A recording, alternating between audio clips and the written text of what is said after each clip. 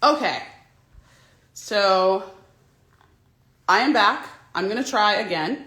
My special guest, if you are still out there, can you please do me a favor and try and send me a request again? Hopefully this time it will work. My internet is working, so I don't know what's going on. If you're not a member of the cast, you could really help me out by not sending a request right now because I'm trying to get this cast member on. And so if you could not send a request to be in my live video, if you're not a member of the cast, it would be super great. There we go. Hopefully that worked. Hopefully that worked. Finally! Oh my God! I was literally like, I'm dying here. And I'm like, okay, so are we gonna get him on or are we not gonna get him on? And then all these people are sending me these requests and I'm like, y'all, can you chill? Because I'm trying to get Councilman Tate on this. Yo, let me get in here. CK, Queen Hi. Kemp. Listen, How are you? I'm doing well. You look amazing, first and foremost. Oh, I see you representing. Look at the jacket. Okay. I ain't mad at you. Oh, I see you. Okay. Okay, I see you. Represent sorority up in here.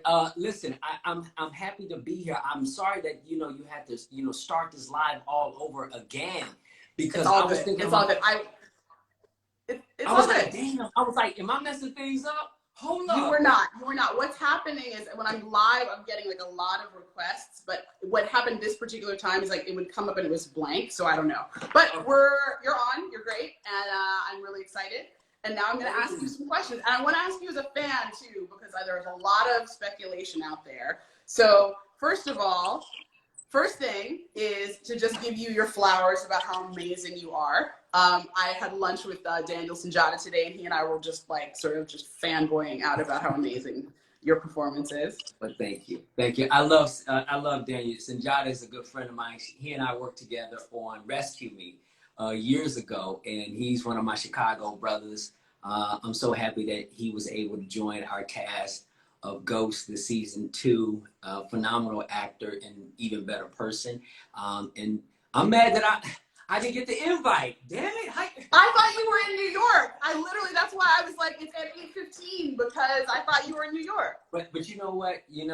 He's one of my favorite people. And I just got to say, just so all of your followers will know that Courtney A. Kemp is literally one of my most, what can I say? She's one of my favorite people on the planet. You know what I'm saying? I mean, I love you dearly. You know that. You are phenomenal for all that you have done for not only this cast, but the crew, your writing teams, the people that you have always elevated. I got to give you your flowers. And we talk about this all the time, how like Courtney just keeps elevating people and giving opportunities. It's obviously a part of your DNA to pay it forward and to always to, lift people up that are around you. And we tip our hats off to you. Thank you. Thank you. I appreciate you. You're so loved. You're so loved.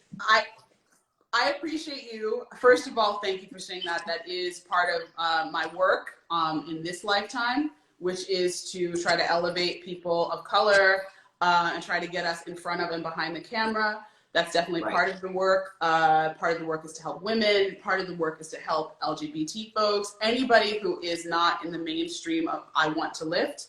So that's super important to me. 1, 2, you're one of my favorite people on the planet. And I'm going to tell you guys a behind the scenes thing. Larenz Tate is my dating coach. Okay, so when I'm out here trying to date, Larenz Tate is my dating coach. So I just want to say this to all the brothers that are trying to holler at Courtney. That's my sister, right? And I know this is a family show, but listen, I don't fuck around when it comes to Courtney. You understand what I mean? Listen, we have some real conversations up here. You understand what it is? And I take this very seriously. But you listen. You only deserve the best. You only deserve what's good for you. And so, yes, so behind, we won't give all the details. We won't give all the details away. What we will say is, if I cut you, it's because Larenz told me to cut you. Just gonna say. Okay, all right. So, oh, good. That's cool. Let's get into your question. I'm cool with that. Let's get into your question. So, tell the audience, how did you start playing Rashad Tate? Oh, wow. So we have to take it all the way back to Power, where my friendship with Amari Hardwick, who plays the incredible Ghost. No one could play Ghost as well as this man, Amari Hardwick. Omari Hardwick. And we have worked together in the past and different things. And, Amari was always trying to find a way to get me on the show. We just didn't know. He was talking about there might be a brother, there might be certain things. And the truth of the matter is, when you and I met and we talked, and 50, we all got together, was trying to figure out how I can be on this show. I was telling 50 I want to be on the show. I shared with you that I wanted to be on the show. And, the character that I was originally casted to play was Terry Silver. That is what, just so I explain to everybody, those of you who didn't watch Power, so Terry Silver was Ghost's criminal defense attorney, and he was also Tasha's love interest in season 4. Larenz was supposed to play Terry Silver.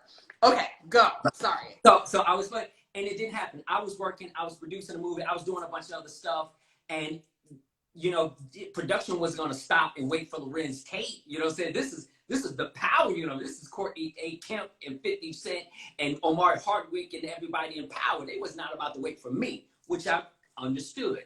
And the role went away. But once I got done with my project, I reached out and I was telling Omari, I was telling 50, and obviously Courtney, I was like, I would love to come back in. I said, listen, Courtney, my agents and managers at the time said, nobody's on the phone with me. This is me calling you, trying to reach out. I would love to be a part of it in whatever capacity you want. I think I owe that to you. I owe that to all of you all. And you said, okay, well, I got something. I got a character that we're working on that is going soon. I'm thinking maybe in the future. You're like, nah, like super soon. And it's a politician. What do you think about playing a politician? I was like, I would love to. And you said, okay, so I have this really cool character, and you broke it down to me. And you also said, I'm thinking his last name is going to be Tate. And I was like, yo, that's just fire. I'm in. That alone sold me. You know what I'm saying? So once I was able to get that role, I just wanted to come in and land. And I didn't know what I was going to do, how involved I was going to be in it, because you guys were still sort of crafting everything. But it was just like, it was meant for me to do this. The Terry Silver was not meant for me. The universe said, that's not for you. And we did everything to try to play that role. I really wanted to play that role. We tried to, but the universe said, nah. You have to play this character. And I appreciate you, because this is something I haven't done before. I'm loving Rashad, everything that, that he's able to do. He's unapologetic. He's, as we all know, he's self-serving on so many different levels. He's far from who I am, but there's a little bit of LT in all the characters I play. There's certainly a little LT in the Rashad, especially when he flips that switch. There's he bullshitting. When we see a little O-Dog, just a tiny bit of O-Dog, just like sort of pop out, you know what I'm saying? Yeah. Listen, O-Dog still lives. Don't get it twisted. Don't let the smooth taste fool y'all. Understand what it is. It still lives there. And so to be able to have the wonderful story and the wonderful actors and the wonderful world to do what we do is so special. And this show has taken the culture and is part of the culture. I mean, Power, the universe is real. And the fact that Rashad is still thriving, I didn't think I was going to get past 4 episodes. You told me, I thought I would come in for 1 episode. You was like, no, I got 4. And then I was doing some other things. You called me up again and said, listen, season 5 of Power. Of course, my team, I'm going to keep it real. At the time, the people are like, why are you doing Power? I was like, oh, y'all don't get it. You know what I'm saying? They didn't get it. And I'm keeping real with it, because they didn't. I was like, nothing. For those who didn't get it, that was working with me at the time, they weren't the decision makers. At the end of the day, I'm the decision maker of what I do. And so I decided to come rock. Larenz, wait, Larenz, let me tell you something. Let me just say something for the audience too. So I've had that happen multiple times, where I've approached actors to be on the show, and their reps who aren't part of the culture have told them no, not to do Power, but to do something else that is more mainstream, to be sort of like 5 or 6 on the call sheet on like a mainstream show. Now it happens less now, but it definitely, during the run of Power, I would have to approach people and kind of fight with their reps and be like, you don't understand what this is doing in our culture for us, because people kept saying, oh, no, they should be a cop on like this broadcast show. And it's like, no, this is for us. This is for us, by us, as much as it can be, you know? Absolutely. And that speaks to, you know, where we connected, because I totally understood that. As I say, I overstood it. I overstand the movement and trying to tell our stories. And for me, I felt like, listen, I built my career telling our stories. And I've done a lot of television and projects that seem to be mainstream, or things that, you know, that may have had a bigger light casted upon it. But I felt there was something super special about Power. And I was a fan. I was like, listen, that's cool. We're good. We work together as a team in terms of reps, but I'm not listening to y'all on this one. I'm not going to do that. And I made the decision now they were happy when the checks started coming in. They had no problems with that. Always. And by the way, when it's like, oh, and it became a series regular gig. Oh, and now you have all these, like, all this heat. Of course, it's always like that. But we as people of color always have to prove and show. It's always about show and prove and all that. And when I called you and I said, listen, I want to do the show. This is me calling you. I said, I'm about that Black excellence for real, on some real shit. And I was like, yo, to have myself and Amari to rock, I see what you and 50 are doing. That's Black excellence. No matter what the world is saying, it's what we know. And I was like, I'm with that. I'm with it. And yes, Black excellence is mainstream. Yes, Black excellence is global. It is what it is. And we're going to be continuously unapologetic about it. And it's okay, because our stories are global. Our stories are universal. And because we have, you know, stars or leads that look like you and I, doesn't mean it has to just be for a specific group. We're dealing with human stories. We're dealing with family. We're dealing with brotherhood. You're dealing with, you know, nuclear family, dysfunctional families. This thing is universal, right? And then you have characters who come in from all walks of life. And what you were able to do, as I recognize, to show New York in a way that how it truly is. I mean, if we start looking, you know, into this world, it's like, oh, there's a representation of everybody in here. And at the time, people didn't see that. The mainstream didn't see that. But well, can I just say real quick that actually, when you say the mainstream didn't see it, I think one thing that people don't understand is how little recognition Omari has gotten. Like, he's gotten so little recognition for what he did in Power. Like, it is crazy to me. Like, I just, you know, if y'all are out there, hit the likes, because this is the reality, is that, you know, if Omari was doing this on a show that was considered mainstream, if we had been in the spotlight from the beginning, like, people would have really, you know, it would have been everywhere. And it's just so, it's heartbreaking to see, for me, how little people have taken that in, or have taken in what 50's done. Because, you know, the Power shows plus BMF, how many people of color he's put on screen, how many people, and then his other shows that aren't on Stars. Like, it's just, you know, I mean, we've been trying to do this out here for a minute. You have shown how to do it, right? You know, all of you. Omari deserves all the accolades and the flowers in it, because he's incredibly talented. He's incredibly gifted. He is a star, and he should be deemed as one and seen as one. But it's okay, because we recognize him, and we see him as the top. And so, as with you and 50, with 50 is just, you know, doing an incredible job at all the things that he's doing. And as you point out, you know, creating opportunities in a place where a lot of opportunities don't often happen for people who look like us, and to do it at a high level. Now, keep in mind that when we talk about this, this is qualified. You know, this is all quality. This is high quality. And you guys didn't early on. The shows didn't get the kind of recognition that it is gotten now. And a large part of that has to do with the fans, the people who support the show.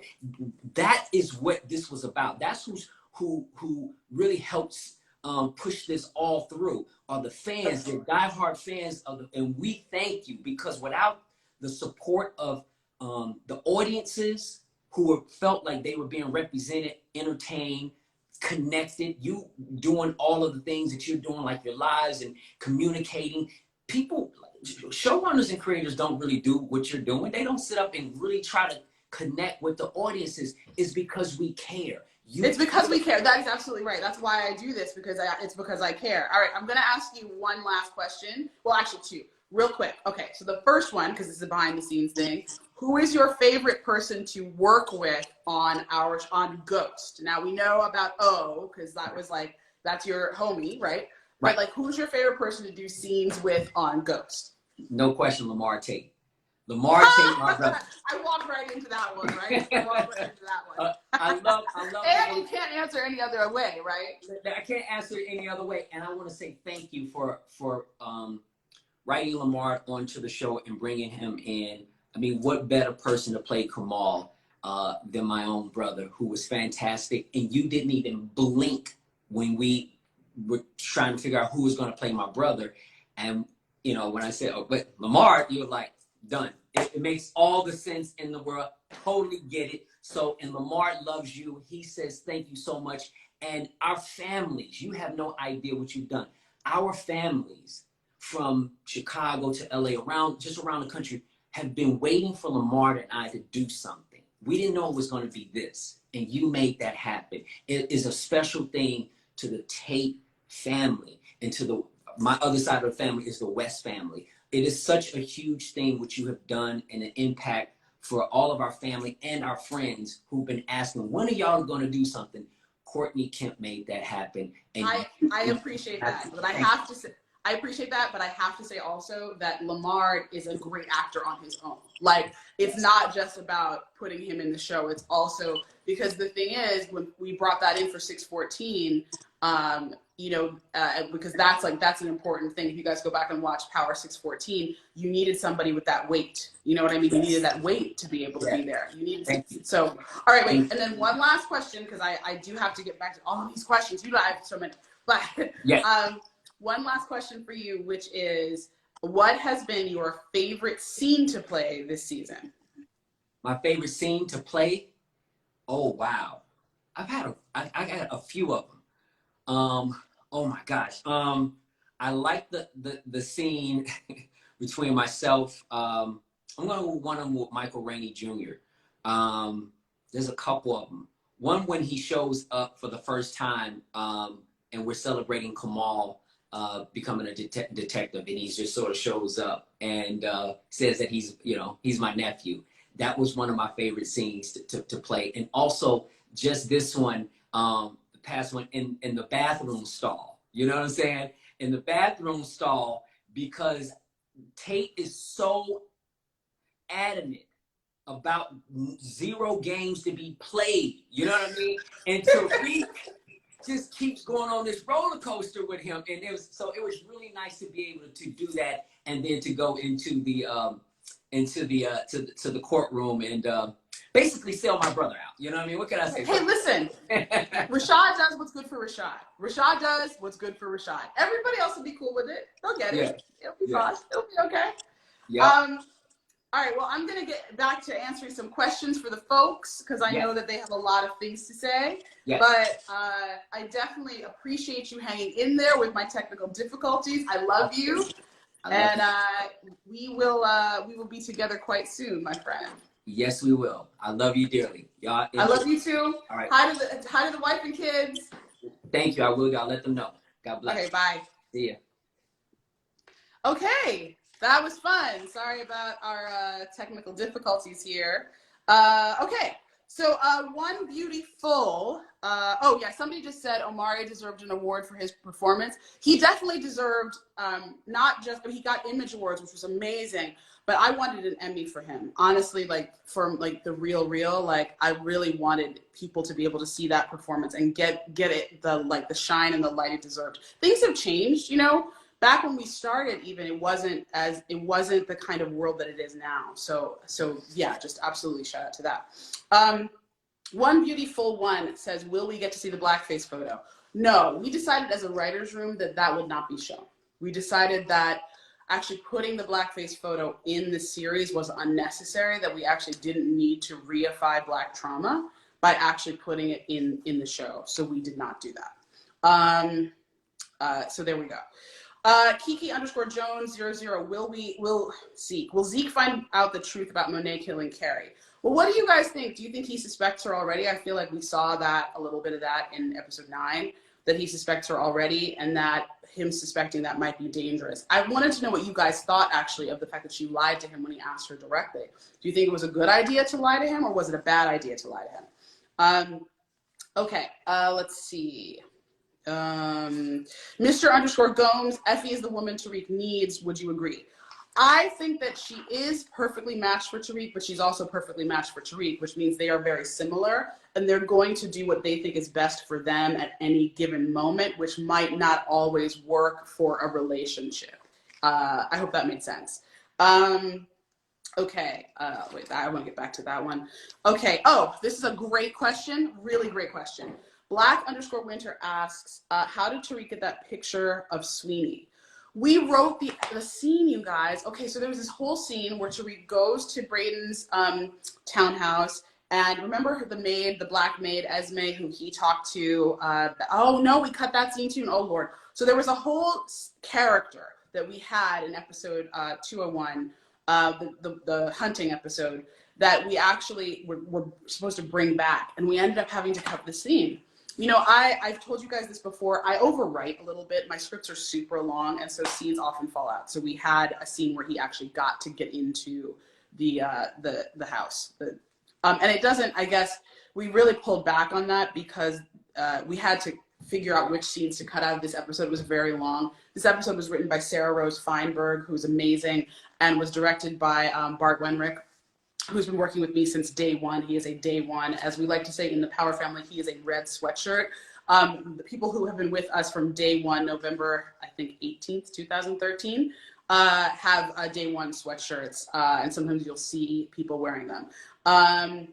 And so, yeah, anyway, they directed this episode. He directed this episode, Bart did, but we could not actually fit all of the stuff into this episode. As the episodes get toward the end of the season, they're over jam-packed, and you guys are seeing that. You know, it's just, there's so much going on.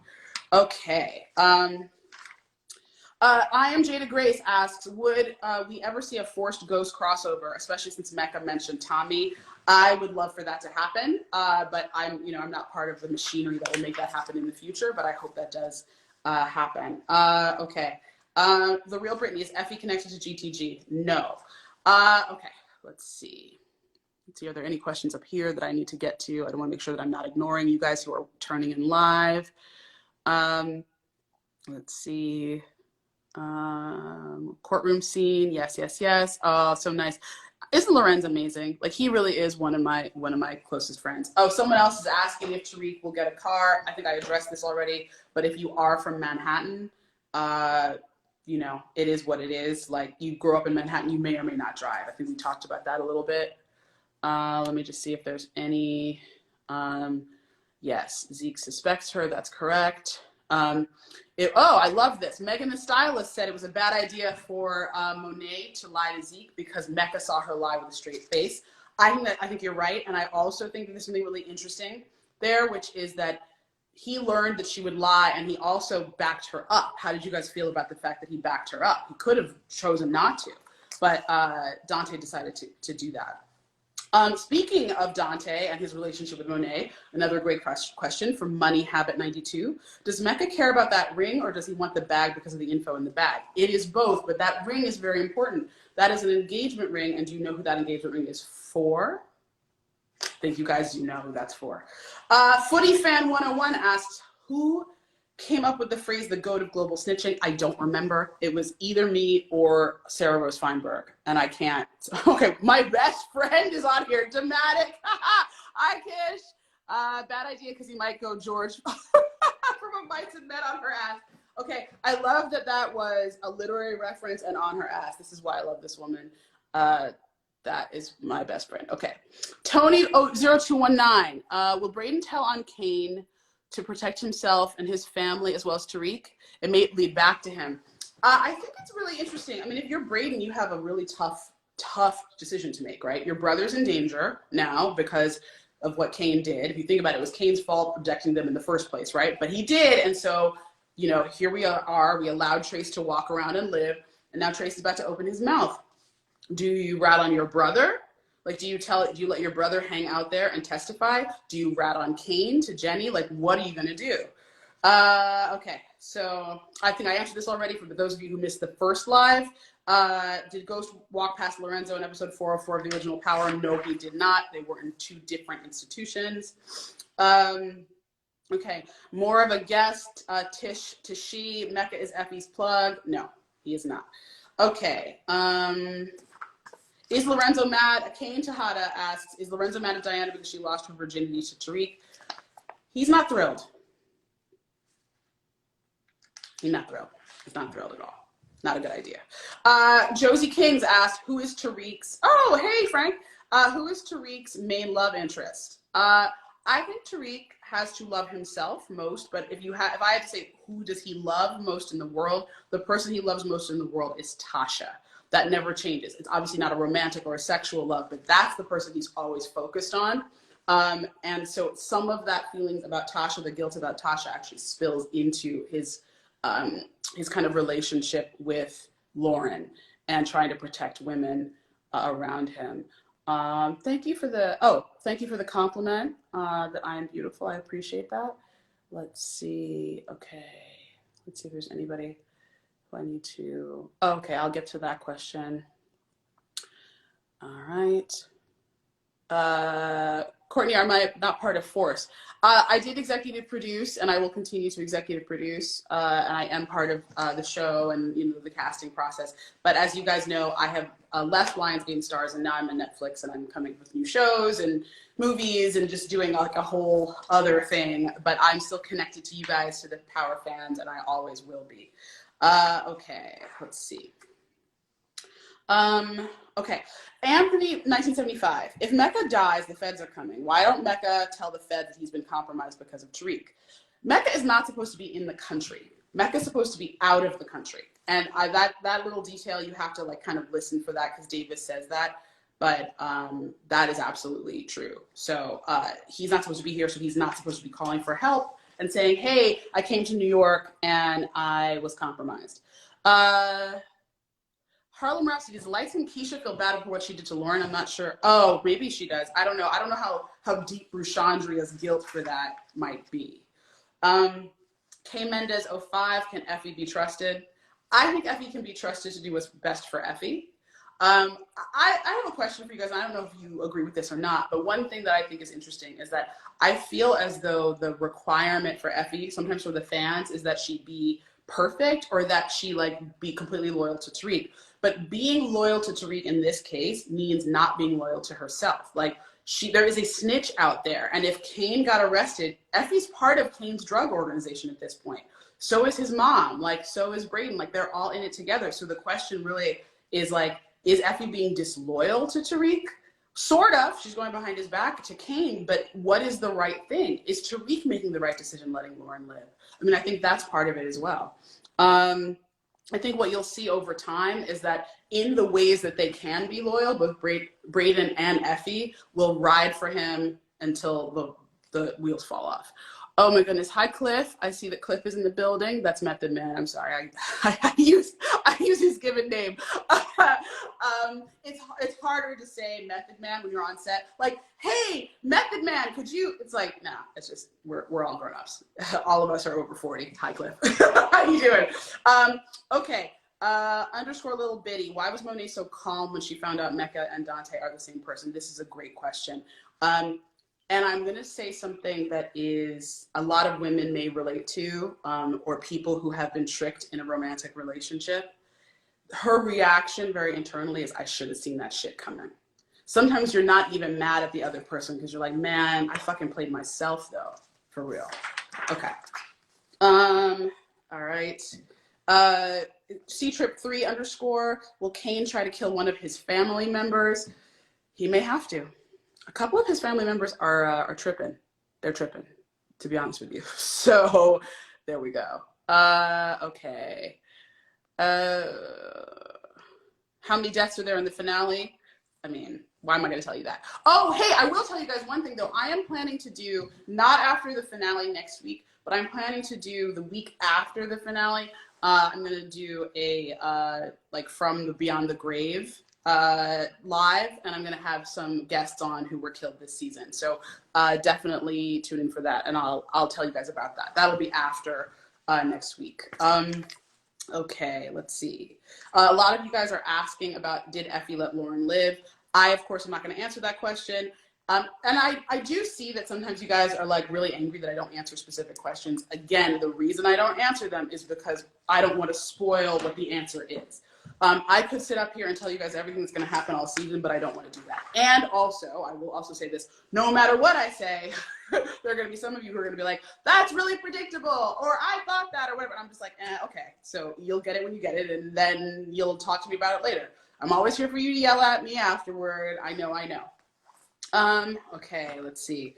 Other questions. Oh, okay. TJB520. Why did Effie look as though she felt guilty about what she did or didn't do to Lauren? She felt very guilty. And I'm just going to say Effie had no bodies on her prior to that. And I'm not going to say that Lauren is dead or not dead. That's not what I'm saying. What I'm saying is that whatever Effie's process has been, she doesn't feel great about it because it's not the process necessarily that Braden or Tariq would have wanted. All that said, I'm not going to say anything about what else may have happened, but I will say this, that there was a reason specifically that song is playing at the end of the episode.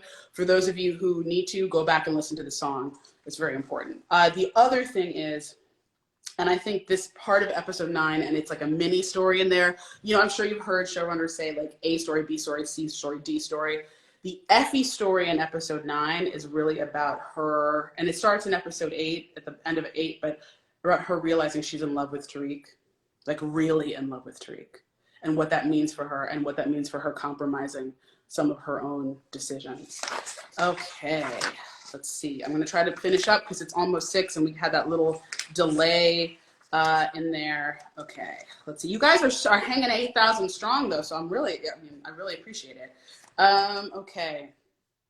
Oh, okay. So there's a few of you who are asking about Zeke's age and what happened and how it got to the press and who leaked that and why. I am just going to say that if you're asking those questions, you are asking the correct questions, and I'm just going to leave it at that. Okay. X Key asked me, so hey, Courtney, here's my question. Is Mecca going to die? Why would I answer that question? I don't understand. Why would I ever answer that question? Okay. It's Nikki's world too. Why doesn't Lorenzo acknowledge that Diana helped get the product back? That is an amazing question. And I think part of it is the kill the messenger of it a little bit. Like, she's a little bit angry. I mean, he's a little bit angry at her. And I think that's also part of that scene with Diana and Drew, where he's like, you know what, nobody's really happy with you right now. So there we go. All right. Oh, Nelly P0305, is Elisa Marie's character coming back? I answered this last week, but I'll bring it up again. If Elisa Marie is back in the Power universe, I would hope to see her in the Tommy series in Force.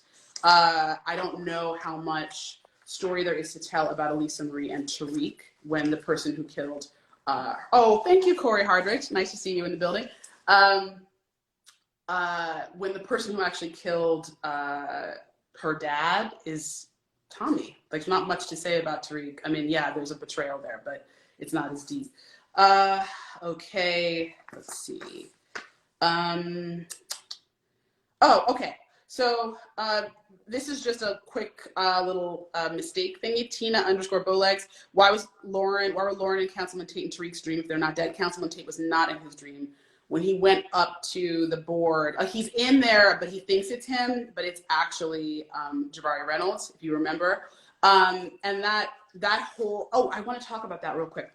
So that was an amazing day when we got all those Power Universe people back, and it's incredible scheduling, and I have to give it to Greer and Bart, Greer Yaten, our producer, and Bart and Shanna and everybody behind the scenes to get all those people in one place to be able to do this and be able to shoot that scene.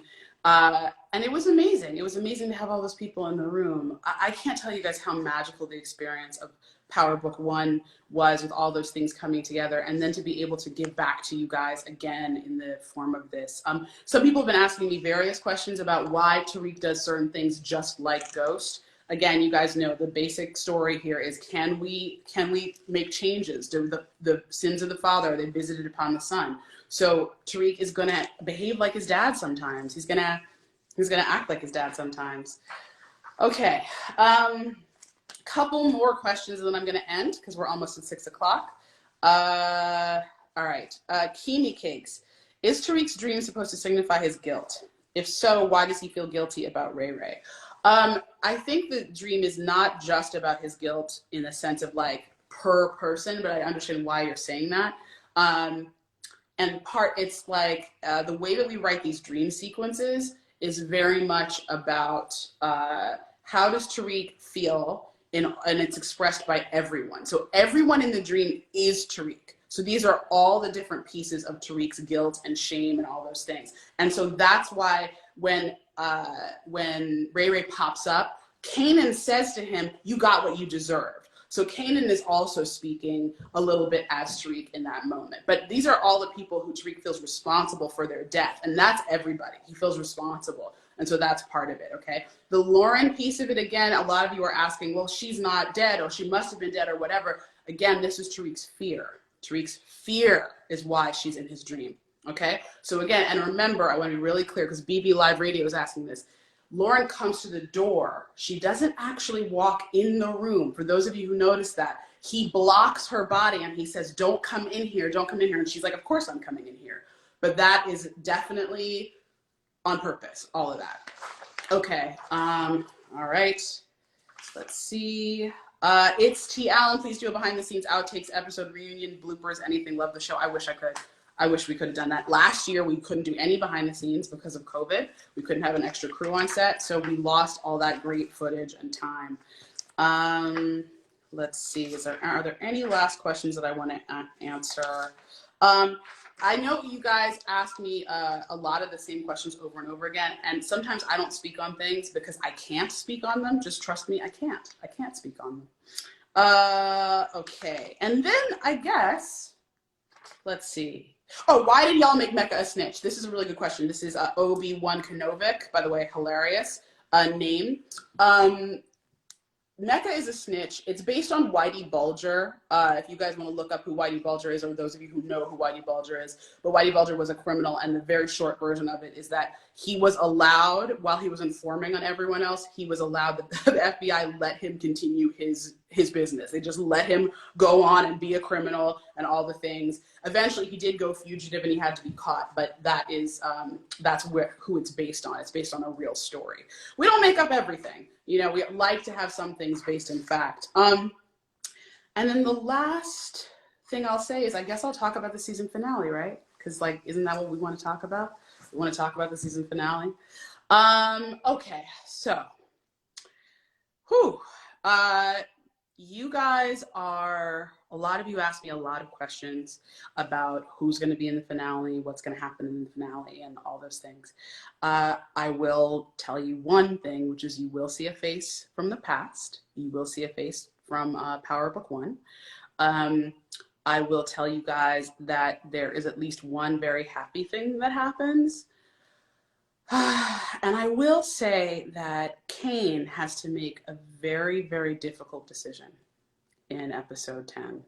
And it's one that can change basically the course of the game. There are a few deaths. Of course, there's always death in every finale. But there is one that I think will really affect you guys. And trying to think if there's anything else I need to tell you. I guess I'm hoping you like it. It's only an hour and 10 minutes long, so it's not going to answer all the questions. And luckily enough, season 3 has already been picked up. So we're going to leave some stuff for that. And okay, I think that's it. I think I'm going to say goodbye. Thank you guys so much for hanging out and coming back during our technical difficulties. I hope that you had a great time and that it was good to see Larenz. Hopefully there will be more special guests next week, and then the week afterward I will be doing one about with some of the dead folks from our old from all over the Power universe. So have a great night. Thank you guys so much, and see you soon.